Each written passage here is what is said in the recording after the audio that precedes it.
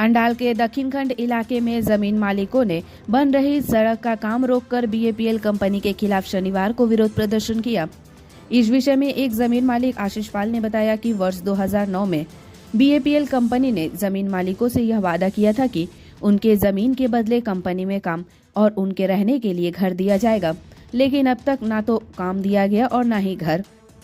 जमीन मालिकों ने यह भी बताया कि अब खांद्रा में बीएपीएल कंपनी की ओर से सड़क बनाने का काम किया जा रहा है, जिसे रोककर आज हम लोगों ने विरोध प्रदर्शन किया है और अगर हमारी मांगों को जल्द से जल्द पूरा नहीं किया जाएगा तो भविष्य में हम बड़ा आंदोलन करेंगे। কোনো জোর করে কোথাও জমি নেওয়া হবে না। তিনটে কমিটি গঠন করেছে, এক থানার ওসি, বিডিও, জমির মালিক, বিএলওর। এই তিনটেকে নিয়ে জমির মালিককে বসে নেগোসিয়েশন করতে বলছে যে ওরা কেন দিচ্ছে না, কি দিচ্ছে না, ওদের কি দাবি সেটা মেনে পরে জমি নাও।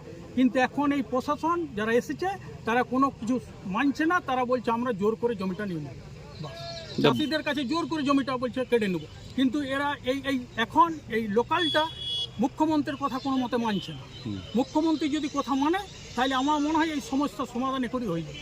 তো এই বল প্রয়োগ করা হলে আপনারা কি করবেন? কি করবেন? আমরা বৃহত্তর আন্দোলন করবো। এই তো 11টা মৌজা এখনো পর্যন্ত কিছু হয় না, জমায়েত হবে 11টা মৌজা, তারপরে দেখা যাবে। আপনার নাম বলুন। ভাঙড়, সিঙ্গুর, দেখুন এইগুলাতে মুখ্যমন্ত্রী হস্তক্ষেপ করেছিল, ওদের আর কোনো জমি নেয়নি। কিন্তু এখানে যদি মুখ্যমন্ত্রী এই খবরটা যদি মুখ্যমন্ত্রীর কাছ পর্যন্ত পৌঁছে তো মুখ্যমন্ত্রী ইমিডিয়েট বলবে বন্ধ করো, আগে চাষিদের সঙ্গে বসো, তারপরে আপনার নাম? আমার নাম অসীম গো। কোনো জোর করে কোথাও জমি নেওয়া হবে না। তিনটে কমিটি গঠন করেছে, এক থানার ওসি, বিডিও, জমির মালিক, বিএলওর। এই তিনটেকে নিয়ে জমির মালিককে বসে নেগোসিয়েশন করতে বলছে যে ওরা কেন দিচ্ছে না, কি দিচ্ছে না, ওদের কি দাবি সেটা মেনে পরে জমি নাও। কিন্তু এখন এই প্রশাসন যারা এসেছে তারা কোনো কিছু মানছে না, তারা বলছে আমরা জোর করে জমিটা নিয়ে নেব। চাষিদের কাছে জোর করে জমিটা বলছে কেটে নেব। কিন্তু এরা এখন এই লোকালটা মুখ্যমন্ত্রীর কথা কোনো মতে মানছে না। মুখ্যমন্ত্রী যদি কথা মানে তাহলে আমার মনে হয় এই সমস্যার সমাধান এখনই হয়ে যাবে। তো এই বল প্রয়োগ করা হলে আপনারা কি করবেন? কি করবেন? আমরা বৃহত্তর আন্দোলন করবো। এই তো 11টা মৌজা এখনো পর্যন্ত কিছু হয় না, জমায়েত হবে 11টা মৌজা, তারপরে দেখা যাবে। আপনার নাম বলুন। ভাঙড়, সিঙ্গুর, দেখুন এইগুলাতে মুখ্যমন্ত্রী হস্তক্ষেপ করেছিল, ওদের আর কোনো জমি নেয়নি। কিন্তু এখানে যদি মুখ্যমন্ত্রী এই খবরটা যদি মুখ্যমন্ত্রীর কাছ পর্যন্ত পৌঁছে তো মুখ্যমন্ত্রী ইমিডিয়েট বলবে বন্ধ করো, আগে চাষিদের সঙ্গে বসো, তারপরে আপনার নাম? আমার নাম অসীম গো। 2008 সাল থেকে বা 2009 সাল থেকে যে অন্ডাল বিমাননগরী প্রকল্প যে ঘোষণা হয়েছিল, সমস্ত মৌজার মানুষ বন্ধুত্বপূর্ণ তাদের সঙ্গে কিন্তু আচরণ, বিএপিএল যে কোম্পানি তাদের সঙ্গে আচরণ করা হয়েছে এবং জমিও দেওয়া হয়েছে। কিন্তু ওনারা যে প্রতিশ্রুতি আমাদেরকে দিয়েছিলেন সমস্ত মৌজার মানুষকে, তার প্রতিশ্রুতি কিন্তু ছিটে ফোটা ওনারা রক্ষা করেননি। প্রতিশ্রুতি কি ছিল? প্রতিশ্রুতি ছিল জমিদাতাদের সর্বাঙ্গীন উন্নতি ঘটানো হবে। প্রতিশ্রুতি ছিল 1 বিঘা জমির পরিবর্তে 1 কাঠা জমি ভেতরে তৈরি করা জমি দেওয়া হবে। প্রতিশ্রুতি দেওয়া হয়েছিল যে প্রশিক্ষণ দেওয়ার পরে এই নগরীর মধ্যেই তাদের কাজের ব্যবস্থা করা হবে প্রতি পরিবারের। এমনকি প্রতিশ্রুতি দেওয়া হয়েছিল যে জমিদাতাদের আর্থিকভাবেও সহায়তা করা হবে। কোনো কিছুই হয়নি। কিন্তু কোনো কিছুই হয়নি। ঠাকুর গড়ার নাম করে কুকুর গড়া হয়েছে, শিব পূজার নাম করে রাবণ পূজা হয়েছে।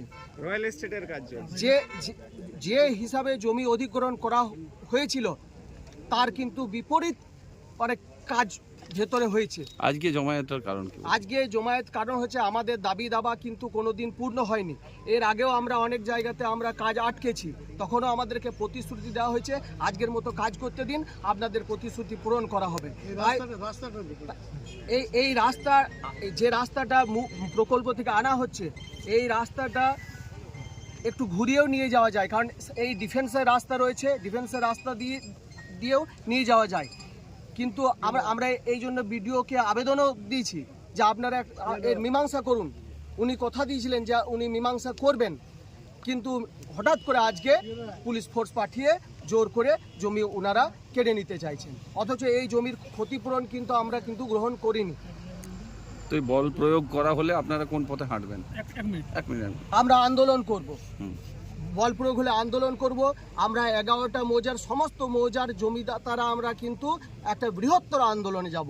এমনকি সরকারের উপর মহল পর্যন্ত যে খবর হয়তো ওনারা পান না, আমরা এই খবর পৌঁছে দেওয়ার চেষ্টা করব যে এখানে ঠাকুর পূজার নাম করে কুকুর পূজা হয়েছে। আপনার নাম বলুন।